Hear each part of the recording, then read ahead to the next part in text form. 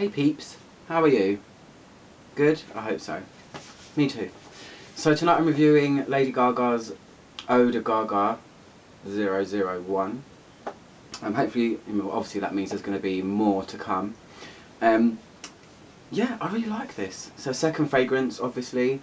It came out in 2014, this year, September I believe, in the UK.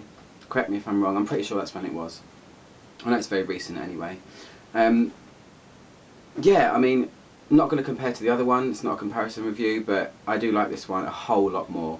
Totally different fragrance, which is good. You don't want, you know, just a whole string of the same stuff. So, I don't know how many she's got planned for the future. This is 001. I will say off the bat, I think it'd be really cool if she releases the next 2, 3, 4, 5, however many they're going to be, and they're able to be layered with each other. I think that would be a really cool thing to do. Some perfumers do that already, but I think for the simplicity of this, it might be good if you could layer it with some other cool stuff that she releases. Anyway, here it is. It says on the top, the ultimate masterpiece. That kind of irks me a little bit because I think I'll decide if it's a masterpiece or not. Don't tell me it's a masterpiece. Yeah, it says Paris, New York on the front. It's much more simple design than the last one. I like the fact that it opens like a book, so that's pretty cool. It's an eau de parfum. Mine's the 75ml one. I bought it. There was a price crash on Boots website. UK people, you know what Boots is, and it went down to £12.99. So I just got it because, you know, how bad can it be? Not that bad. It says compounded by Lady Gaga. Compounded? Should it not be formulated by? I don't know. It's got something in French that I can't decipher on the back that says Le Chef d'Oeuvre, something absolute. It's an eau de parfum as well. Did I say that already? And here it is. Really simple. I really like it. I mean, it looks like loads of other bottles, but sometimes simplicity is better than fancy, and sometimes it's the other way around. So it says Eau de Gaga, Paris, New York on the front, and it says 001. And that silver thing, strangely enough, mine actually reflects green when I look at it in light. I'm not sure if that is a nod towards the notes that are in it, because it is very green smelling in terms of smell. And yeah, but I don't know. I do speak to someone that has it, and they told me that theirs is only silver. Mine actually reflects green, so maybe it's a defect. I don't know. But anyway, it's classified on Fragrantica as a floral woody musk. I completely disagree with that. This is not at all. So let me spray it on my hand while I tell you the notes. This has a real simple composition listed. It has a top note of lime, singular, lime, not loads of limes. The heart note is white violet. I don't know how that differs from your regular good old purple violet, but violet usually is a very sweet powdery flower that gives a bit of lightness to a fragrance. And then the base notes are woody notes, undefined, that could be many things, and then leather. So yeah, I mean, I really like this. I think it does fit a certain occasion for me personally. But my first impressions of this when I smelt it, I heard people before say that it was masculine, and I thought, oh okay, cool, you know, I'll smell it. I had a preconceived idea of what it might smell like when you look at stuff on paper. But then it totally changed my mind. My first reaction to this was, oh my gosh, I'm smelling a throwback barbershop aromatic aftershave splash.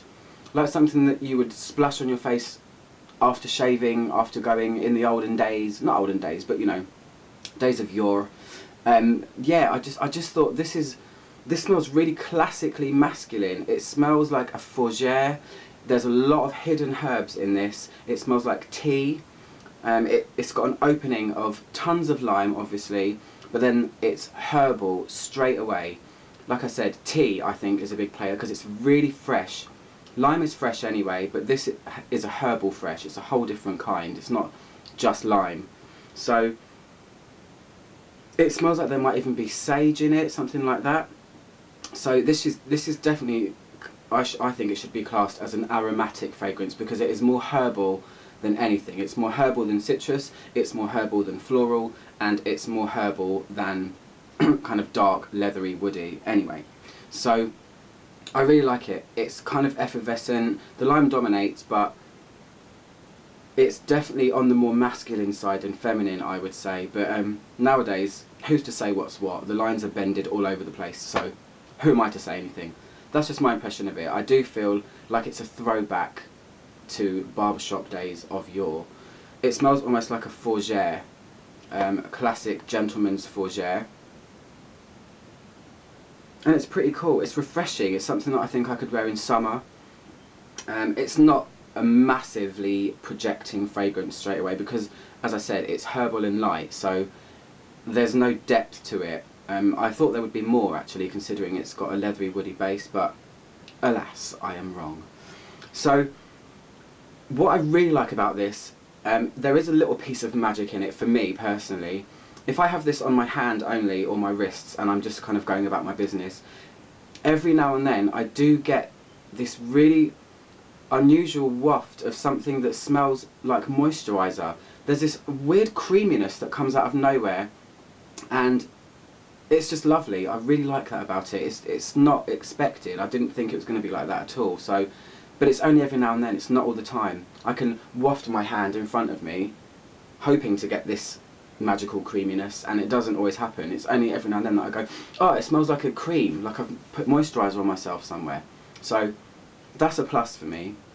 So after a few minutes, there is a floral tone to it. It's really, really light and faint though. This is really dominated by, like I said, the lime and the aromatic elements of it. That is basically the main feel of this above all else. Going into dry down, unfortunately, this is where it loses a lot of its character and it kind of loses my interest a little bit. I was hoping for a kind of more sharper, woody, and then leather is, you know, a major note usually in fragrances. If it's in there, you know it's in there. It's usually quite brash, it's normally quite dominating and masculine, and I thought Lady Gaga would put quite a heavy leather note in there, just because of the theming of this and the darkness and everything like that, and there is only 2 notes in the base. No, I personally can barely detect any kind of leathery note at all, so it's still just dominated by an aromatic lime. Tiny bit floral underneath, tiny bit powdery, but not anything that is jumping out at me anyway. So this is what I would call a top-loaded fragrance. All of the stuff that's good about it happens when it's wet. So that's where you're going to get your magic and all of your bits and pieces that you can smell. But like I said, as it dries down to a faintly kind of musky, nondescript, very, very light, barely there perfume. So it's one that I need to spray all the time just to revive it, basically, and that's kind of disappointing. It's listed as, you know, well, it says on it it's an eau de parfum. Eau de parfum should last way much longer than about 45 minutes, which unfortunately that's what this is. So overall, love the smell, like what's going on in the top. I love the herbalness and everything, but as it fades, so does my enthusiasm. So that's all I can say about the fragrance. I would like to just quickly give a quick shout out to another YouTuber, Nick12604. Anyone that's watching this that is actually a massive Lady Gaga fan, or a little monster as they're called, go and check his channel out because he reviews perfumes too.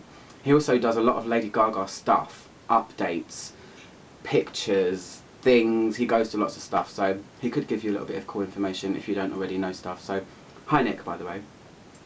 Yeah, so that's pretty much it. I'm going to spray a bit on myself. Oh, I should have said the atomizer sprays out really short, sharp bursts, so you can aim, fire. Yeah, I like it.